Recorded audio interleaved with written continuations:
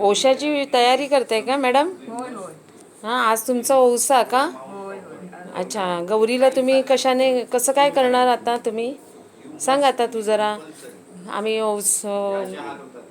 कसा ओसा तयार करता तो सांगा ना तुम्ही.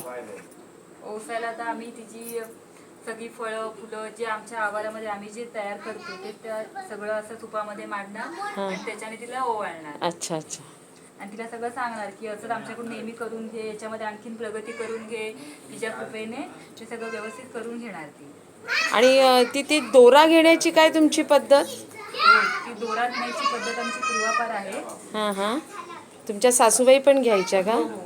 अच्छा अच्छा आणि तो अच्छा मुलगा आणखी 9 वर्षाचा झाल्यानंतर तो आणखीन त्याचाही दोरा घ्यायचा. अच्छा. आता नवऱ्याचा घ्यायचा, त्याच्यानंतर मुलगा 9 वर्षाचा झाला की त्याचाही दोरा घ्यायचा. अच्छा अच्छा. म्हणजे तुमच्याकडे आलेल्या नवीन सुनांना हे तुमची सासू वसा देऊन जाते असं? होय होय. अच्छा अच्छा अच्छा.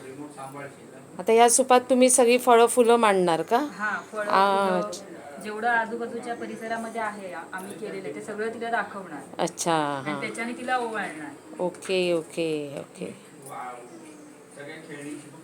आता तुमची ओशाची तयारी चालू आहे. हो हो. बरं, मी थोड्या वेळाने परत येते हां तुमच्याकडे. बरं बरं. हं, हं.